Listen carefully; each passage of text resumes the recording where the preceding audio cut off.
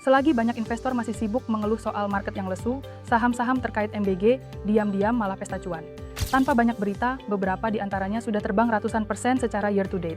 Pertanyaannya, kenapa sektor yang tadinya biasa aja ini tiba-tiba berubah jadi arena rally besar-besaran?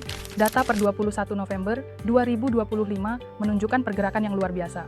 Beef plus 381,1%, ayam plus 137,5%, JPFA plus 26,8%. Rally ini terjadi bahkan ketika sentimen pasar masih fluktuatif.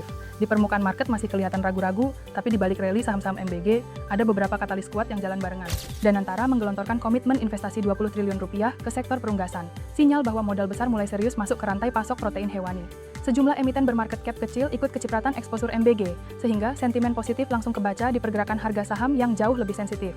Program MBG sudah menjangkau 40,9 juta penerima manfaat hingga 10 November 2025, skala distribusi yang masif untuk sektor pangan dan memberi harapan permintaan yang lebih stabil.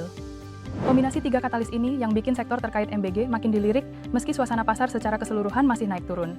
Dengan rally sebesar ini, wajar kalau muncul pertanyaan, apakah kenaikan ini masih punya ruang, atau justru market sudah mulai memprice in sentimen MBG? Ada beberapa hal yang perlu dilihat lebih dalam.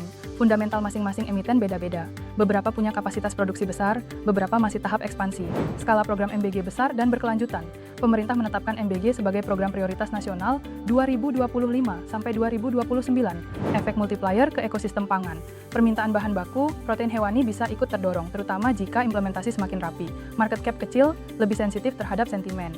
Ini menjelaskan kenapa beberapa saham bisa terbang lebih cepat. Analisis ini membuka gambaran bahwa sektor MBG memang sedang berada di fase yang menarik. Fenomena ini layak dipantau, terutama untuk kamu yang mengikuti sektor consumer staples, protein hewani, atau saham-saham dengan potensi pertumbuhan berbasis kebijakan. Tapi tetap, setiap saham punya risikonya masing-masing. Jadi penting buat cek laporan keuangan, valuasi, dan arah bisnis tiap perusahaan. Jadi, buy or buy. Ajaib semua bisa.